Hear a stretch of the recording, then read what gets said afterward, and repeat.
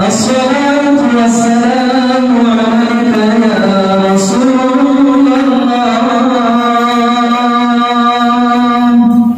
Assalatu wassalamu alaika ya Habiballah.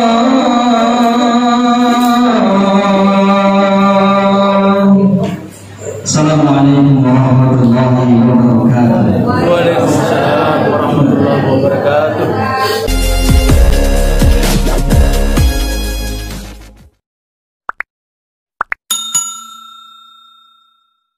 Puasa jadi wawancara dia, bukan itu tawaku. Ya tapi tidak mengapa. Insya Allah kalau kasih ciptakan bicara, namun ini kebaikan. Intinya teman-teman lebih hadir berdiri sebagai pelajaran untuk diri saya, begitu juga kepada diri kita. Bapak Ibu jamaah yang berbahagia, saya ingin berkisah. Ada satu kisah. Ada rumah, dalam rumah itu sering mengadakan pengajian, ya pengajian, katakanlah seperti ini. Terus kemudian pengajian itu seorang ustaz selalu dipanggil untuk memberikan pengajian hari berganti, bulan dan bulan berganti. Lalu tiba-tiba ada suatu hari, mengkeseti rumah tersebut itu kehilangan uang. Jadi rumah bola ada tinggi dan 5 juta. Kenapa?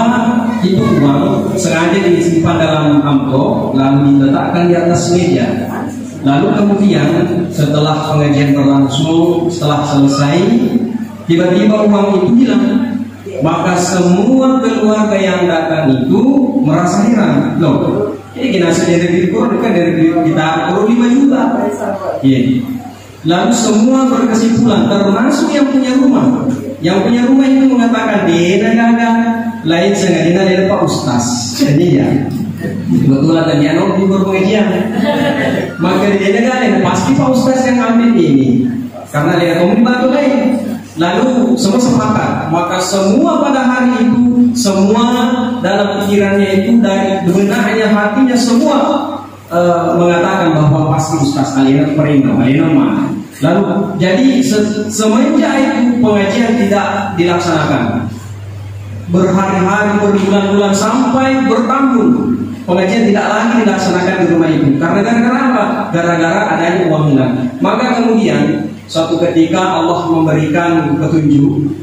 Lalu sang ustaz ini ya jalan-jalan di mall di TC Matangkone. Lalu kemudian tuan rumah bertemu dengan ustaz. Dia pada anak-anak bicara, ini orang yang tadi yang selalu mengundang tuan rumah itu menjawab itu tak pandai di proses antara Pak Ustaz dia sama kita. Lalu kemudian bertemu seru itu inasa.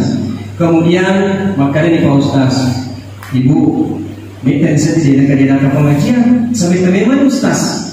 Yang diterima ini semenjak nasa engkau biasa kehilangan 5 juta, semenjak itu dihentikan pengajian.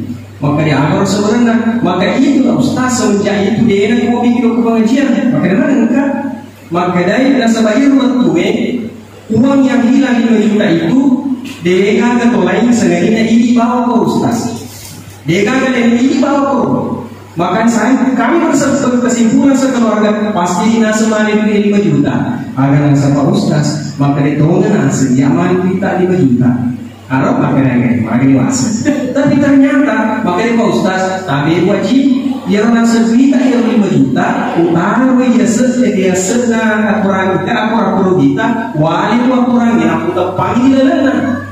Karena saya mengatakan nari dia wali duit, besok itu pagi esok karena kebetulan biasa ada sok ya banyak di situ kecap apa jangan sampai dengan itu duit. Jadi uangkan itu duit utara lelana aturan ini.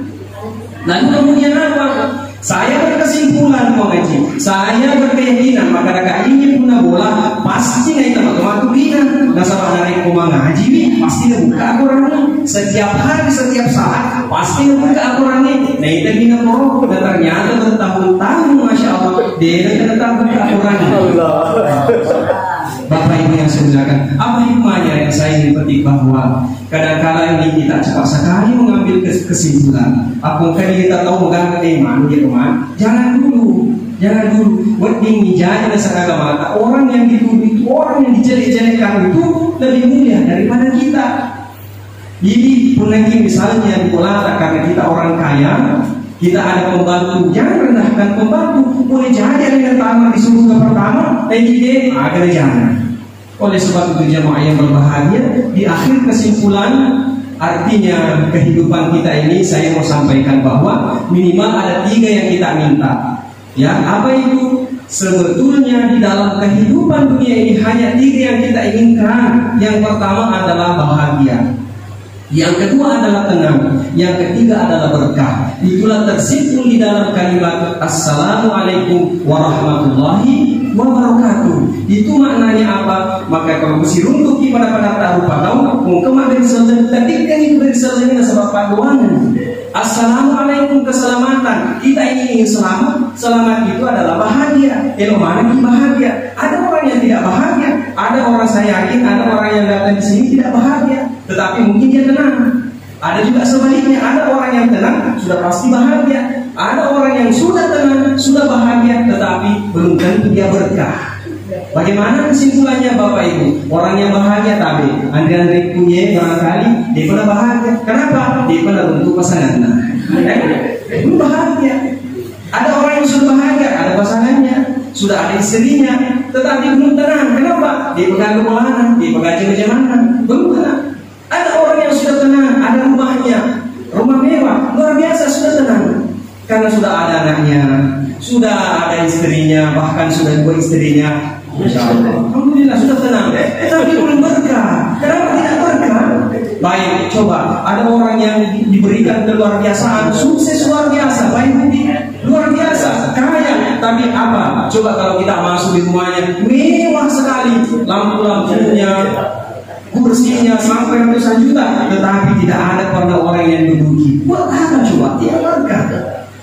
Rumahnya bertingkat-tingkat, dekagan dan ketok mati, dekagan dan ketok mak biasa pertama di mana? Kenapa? Hubungan silaturahimnya tidak bagus, jadi tidak tenang. Lah, bagaimana caranya untuk tenang? Ada namanya berkah. Bagaimana itu berkah? Apa yang kita miliki orang bisa rasakan. Sama tadi dengan sebaik-baiknya sedekah itu adalah senyum. Senyum itu adalah menandakan sifat keberkahan. Jadi kursi runtuh pada tertentu, ya agak senyum lah, senyum. Tapi ada karena beda itu senyum pak, ya kalau biasa senyum, kalau biasa tertawa. Ya ajak terus sih kok, pak ketua tertawa, biasa tembok lagi itu jauh sih. Sapi lagi itu juga jauh sih. Aku kan seperti itu, bukan? Angkat tuh Jawa, coloman ini lagu celah-celah. Ini yang tidak seperti itu maksudnya. Senyum itu adalah ibadah dalam arti positif itu tidak beru-beru agar obat tuana ini adalah mengundang berkah datang di tempat ilosta. Makanya jamaah yang berbahagia karena ini semua adalah penjual. Makanya saya sampaikan satu amalan. Kalau kita di dalam tempat kita ingin baca surah Al-Quraisy, Ila fi Quraisy ila fi rihlat asy-syita'i was-sayf, itu bagus sekali. Makanya surah Al-Quraisy ini, suku Quraisy itu ada waktu-waktu tertentu ketika dia berdagang di negeri Syam, ada waktunya juga kembali menyembah kepada Allah di Mekah. Jadi ada waktunya pergi berdagang, kemudian ada waktunya dia kembali ke tanah suci, ke Mekah, tempat untuk beribadah kepada Allah. Makanya pada saat itu dia tidak indahkan lagi penjualan. Kenapa? Berkah di Mekah itu luar biasa itu. Makanan ada semua, minuman ada semua, apa saja tidak ada di Mekah. Padahal di sana itu daerah yang tandus, tetapi keberkahan ada. Makanya di dalam tempat baca perbaiki hati kita, perbaiki niat kita, an-niyat Allah Ta'ala ini. Saya ingin sampaikan terakhir dulu lagi. Karena itu doa tabe ada 2 tempatnya. Ketika kita menyemekini nama Elohim Allah Ta'ala, insyaallah akan dikabulkan. Kita kiri losta Maniaki Allah Taala makede ekuan dari ko yesoy dan leku meto bahan, insya Allah elo kama sumbangan sebagian, insya Allah akan turun berkah di situ.